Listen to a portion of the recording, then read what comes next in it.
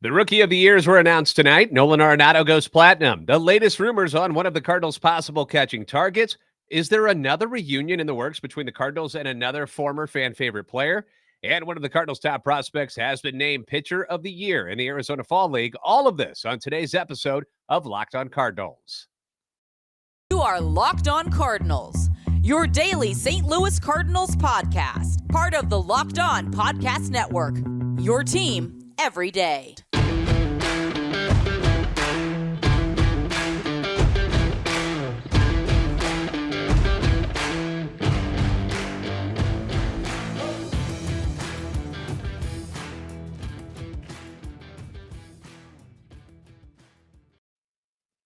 Hey there, Cardinals fans. I'm JD Haffern. I'm a national radio sports anchor, born and raised in the Lou and a lifetime Cardinals fan, and I am your host for Locked on Cardinals, part of the Locked on Podcast Network, covering your team every day. You can follow me on Twitter at JD Sports Radio. Follow the podcast at LO_Cardinals. I want to thank those of you who make Locked on Cardinals your first listen every day. We are free and available wherever you get your podcasts. Subscribe on iTunes, Spotify, Google Podcast. Also available on YouTube. Be sure to like and subscribe and comment so you can interact with us. Hit that notification button so you know when new episodes are posted. This is a show serving Cardinal Nation and giving the best fans in baseball all of the info about the birds on the bat. The American League and National League Rookie of the Year awards were announced tonight on the MLB Network, and the Cardinals' Brendan Donovan, unfortunately, did not win in the National League. That's the Price is Right sound effect when you lose. It's the best one I got, okay? Julio Rodriguez wins it in the American League after an incredible season with the Mariners. He defeats the Orioles' Adley Rutschman and the Guardians' Stephen Kwan. Hit .284, 28 home runs, stole 25 bases. Pretty good offensively. Put on a show in that home run derby. You guys remember that? In the NL, it was Braves outfielder Michael Harris II winning it over his teammate, pitcher Spencer Strider. And then it was the Cardinals' Brendan Donovan. He finishes third in the voting.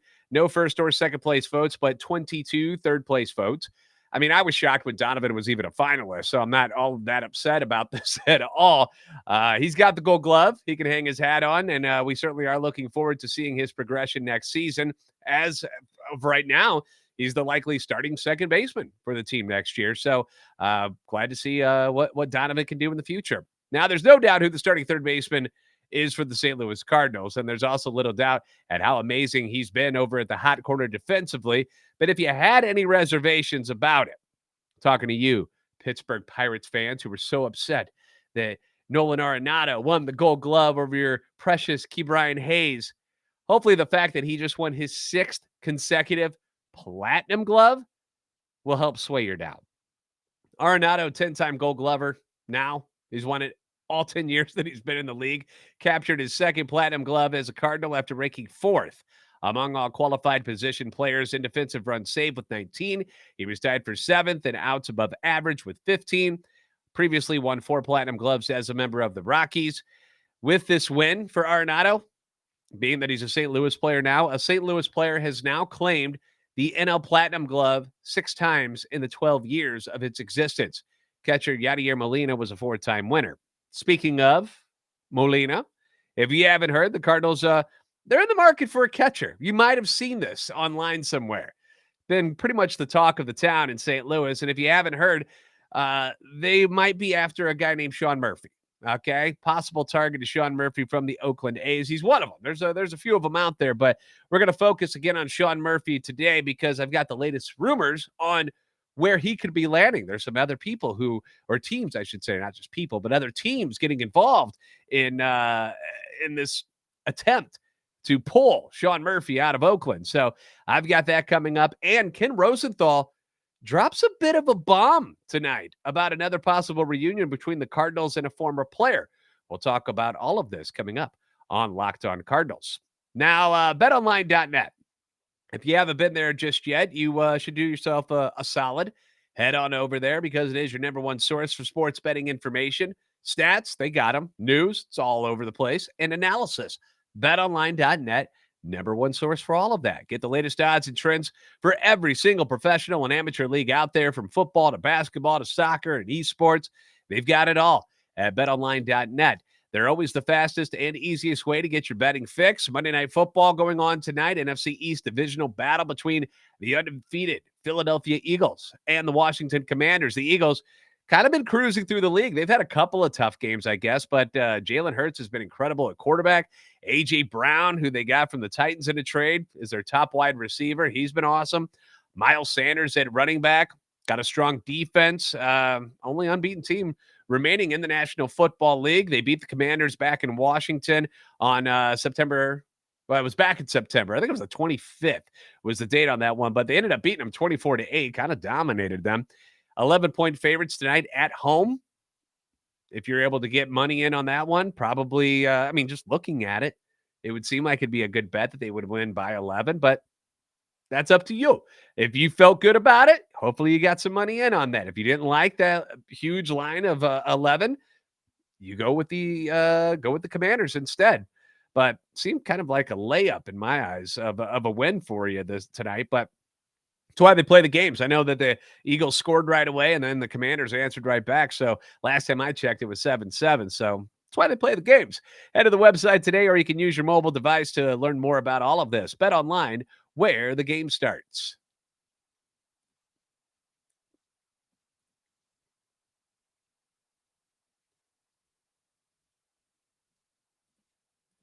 Thanks for making Locked On Cardinals your first listen today. For your second listen, check out Locked On Sports today. From the games that matter the most to the biggest stories in sports, go beyond the scoreboard and behind the scenes with local experts and insights only Locked On can provide. Locked On Sports today, available on this app, YouTube, and wherever you get your podcasts.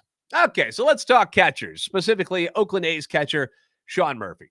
Continues to generate a lot of buzz on the trade market. MLB.com's John Paul Morosi reports that there may be even more suitors for Murphy than there are for free agent backstop Willson Contreras. According to reports, the White Sox and the Padres have been the latest names to pop up and show interest in Murphy, and the three main Contreras suitors, the Astros, Cardinals, and the Tigers, are also potential fits for the 28-year-old Murphy, that per Morosi. Now, there are reasons why Sean Murphy would be somebody they target over Willson Contreras. All right, Murphy comes with 3 years of team control at a far lower price than it would take to sign Contreras to a multi-year contract. He's also 2 years younger. He's a better defender than Contreras while offering similar offensive upside. Is he as good a hitter as Willson Contreras? That's debatable. Contreras has been doing it for a few more years. Has been very consistent over his years with the Cubs. Murphy's only done it for 2. But maybe you're getting him as he gets better. That's a possibility too. 28 years old, just hitting his prime. Maybe that's what's going on here. Murphy, already one of the best defensive catchers in the game, ended up winning the Gold Glove in 2021. Did not win it this year. Lost out to Trevino from the New York Yankees, who ended up being the Platinum winner in the American League.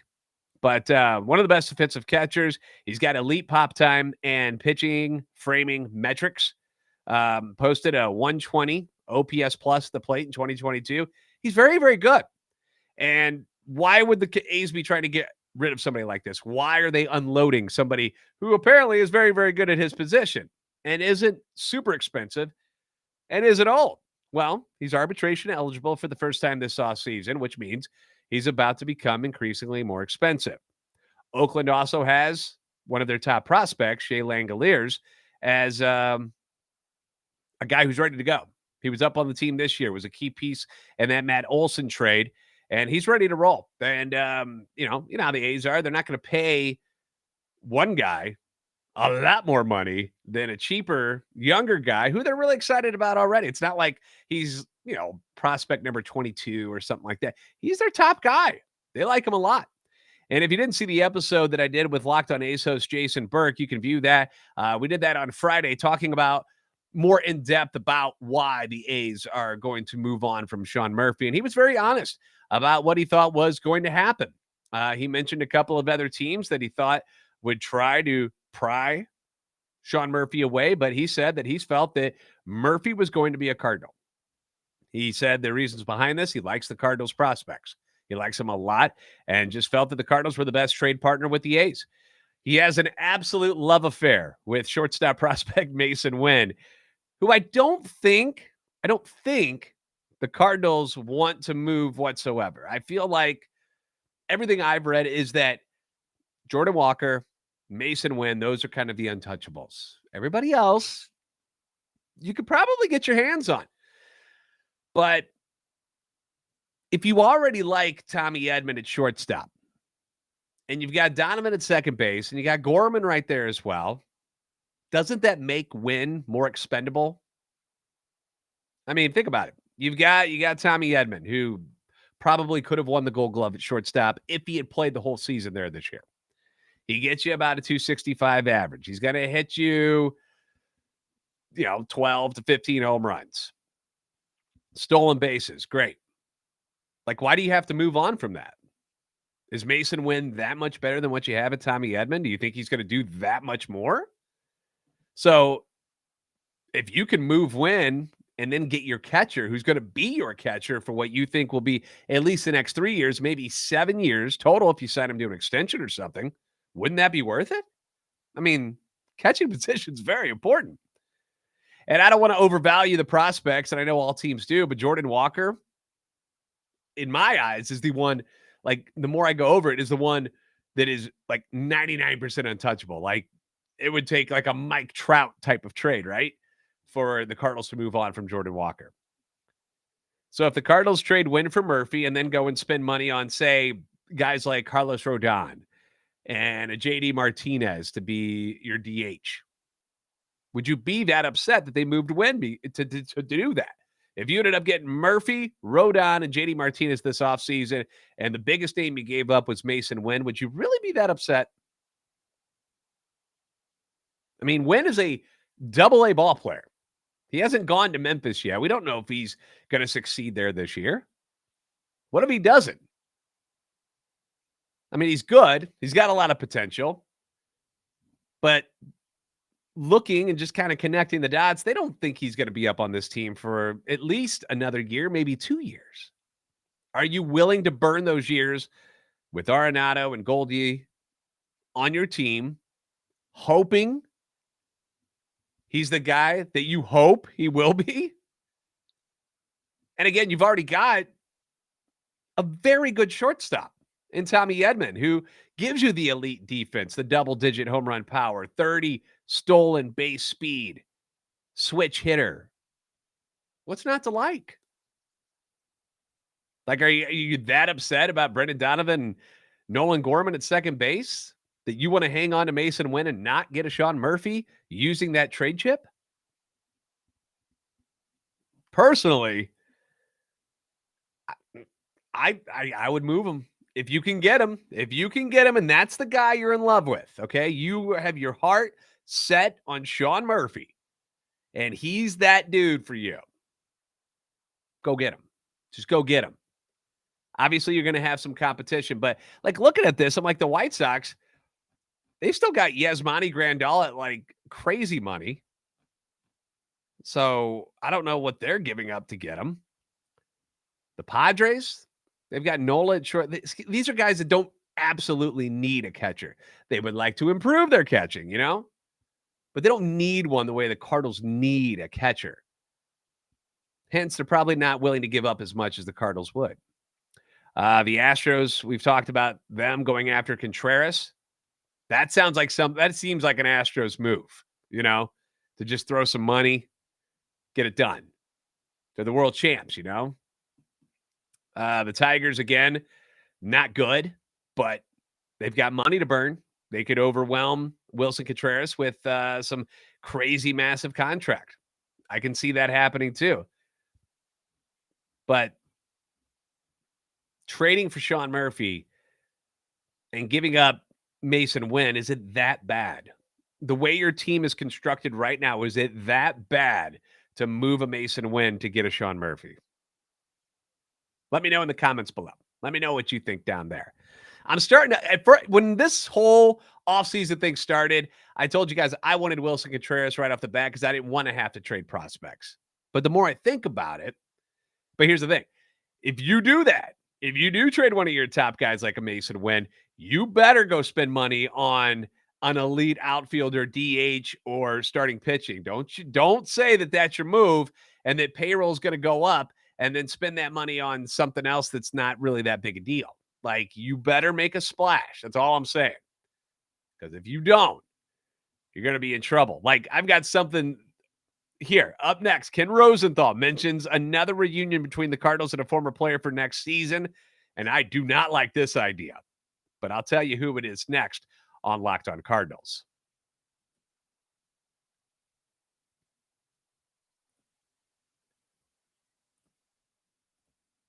The Athletic's Ken Rosenthal released a new article tonight, and he had this little nugget about the Cardinals in it. And I don't like it. That's how I feel about this. I don't like it. First off, before I tell you what he said about the Cardinals, speaking about the Astros going after Contreras, he also listed in this article that the Astros' number one free agent target is going to be Anthony Rizzo, former Cub and Yankees first baseman Anthony Rizzo. So now you're starting to see like, ooh, Rizzo and Contreras go to Houston. Can you see that happening? I can see that happening. So anyway, moving on to what Rosenthal has to say about the Cardinals. And this is quoted from his story here. This is my own speculation and not anything I've heard specifically, but Matt Carpenter's deep and enduring connections to the Cardinals would seem to make a potential reunion feasible. Carpenter was a roommate in rookie ball with Cardinals manager Ollie Marmol. His transformation last season included a visit to the Marucci's Baseball Performance Lab in Baton Rouge, Louisiana, with Cardinals stars Paul Goldschmidt and Nolan Arenado, as well as hitting sessions with former teammate and new Cardinals bench coach Matt Holliday.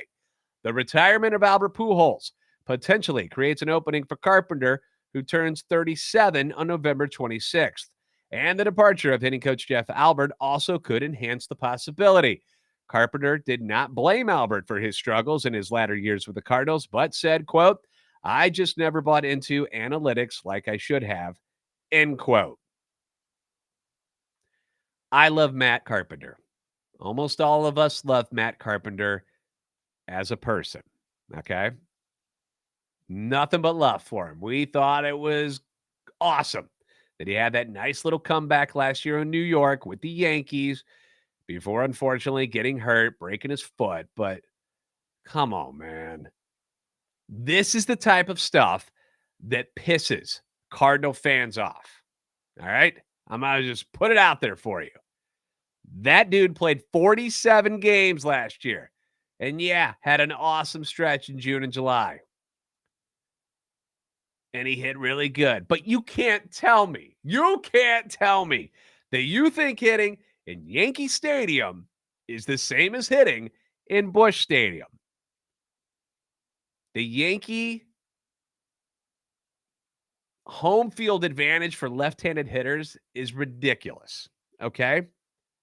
Matt Carpenter hit .388 with 9 home runs and 25 RBIs at Yankee Stadium last season. On the road, Matt Carpenter hit .253 with 6 home runs and 12 RBIs. 4 of his home runs and 14 of his 37 RBIs came in 7 games against the Red Sox, who, guess what, also play in a hitter-friendly ballpark. And you know what he did at Fenway? Hit .500 with 2 home runs and 4 RBIs in 4 games. And bringing Matt Carpenter home to St. Louis is not like bringing Albert Pujols back to St. Louis. So don't try and pull that on us. This feels like one of those low-hanging fruit moves. One of those kind of situations. And if it happens and the Cardinals don't land a top pitcher along with whomever they get at catcher, man, I hope Mo is ready to see those pitchforks coming down Clark Avenue to Busch Stadium as the angry mob threatens to drag him from the office by his bow ties and hang him from the arch to throw eggs and tomatoes at him. This Matt Carpenter signing needs to be like last resort, bottom of the barrel stuff. You got to be better than this. You've got to be better than this. Don't do that. Don't do that. No. How about some good stuff? to close out on instead, okay? St. Louis Cardinals pitching prospect Connor Thomas didn't exactly have a great year at AAA Memphis. 6.12 ERA, 5.47. It's not great, Bob. But that same pitcher just got named the Arizona Fall League Pitcher of the Year on Saturday. 24-year-old left-hander started 6 games for the Salt River Raptors this fall, posted a 1.75 ERA, 224 opponent batting average, 34 Ks, and just 5 walks in 25 and 2/3 innings. 2019 fifth-round pick out of Georgia Tech, the Yellow Jackets. Also selected to start for the National League in the Arizona Fall League's Fall Stars game through a perfect first inning. And we talked more in depth about the differences in Connor Thomas this year at Memphis and what he did in the Arizona Fall League, how he kind of changed up pitches and stuff. Did that in a previous episode. His strong performance in the AFL increases the odds that he'll be added to the Cardinals' 40-man roster later this month just to protect him. Not that he's ready to come up on the team. Don't worry about that. But to protect him from the Rule 5 draft. He most definitely would get taken. Off-season moves could change some things, but as of right now, you've got Thomas along with Gordon Graceffo, friend of the show, Gordon Graceffo. We got to talk to him last week. He's the number 1 pitching prospect in the Cardinals organization, in case you're wondering. Dakota Hudson, Matthew Liberatore, Andre Palante, and Jake Woodford. All of these guys, depth options behind the Cardinals' projected starting 5 as of right now, with Jack Flaherty, Steven Matz, Miles Michaelis, Jordan Montgomery, and Adam Wainwright in 2023. And they say you can never have too much pitching, so it's nice to see the Cardinals' depth at pitcher, considering the injury history that you've got with Flaherty, Matz, Michaelis. Still doesn't mean they shouldn't go get a top pitcher, like a top flight pitcher. Not middle of the road, dude, but a top guy. Carlos Rodon, Chris Bassett, who I think would fit nicely on this team, especially because he's got a good sinker, man. And you know how the defense is behind the pitching staff. You know, I mean, you've got Gold Glovers all around the infield now with Donovan at second, Edmund at short, Arenado over at third, and Goldschmidt. I mean, sinker ball is going to have some fun with that infield. But again, those guys are not going to be cheap. And I know that. And we still don't know how much the team is willing to expand the 2023 payroll yet. We don't know. You know, earlier in a different episode, I talked about, okay, let's say they go up to $200 million. And I mentioned some things they could do. You got a lot of room to work with there. You could go shortstop catcher. You could go catcher starting pitcher. Throw in an outfielder. I mean, there's different ways that you could put it together. But reading more and more from the experts, the payroll might not get to $200 million. I mean, you know, they're thinking more about 185 to 190 is what people are saying. We don't know if that's truth or fiction yet, but that's just people who are around the team more often than I am. That's what they're saying. But I personally just don't want another year of, you know what, let's do just enough to get in. I want a, you know, let's win this thing mentality. I want to see something aggressive done this offseason with this extra money that you've got now. That's what I want to see. The fans have supported you. You saw them come out in droves last year. 3.3 million. Second in the league to only the Dodgers. You know, they showed their loyalty again. They always do. Go get the guys who will put you in contention to win a World Series, not just a division and maybe a wild card spot. Go get the guys. They're out there. There are guys out there in free agency and through the trades that would make this team a contender for a series. You can make it happen. You can. You just got to go get it done. Thanks for making Locked On Cardinals your first listen today. For your next listen, check out Locked On Sports Today. The biggest stories of the day, plus instant reactions, big game recaps, and the take of the day available on the Odyssey app, YouTube, and wherever you get your podcasts. As always, be sure to like and subscribe on YouTube. Follow on Twitter at LO_Cardinals and at JD Sports Radio. You're the best fans of baseball for a reason, and I'll see you next time on Locked On Cardinals.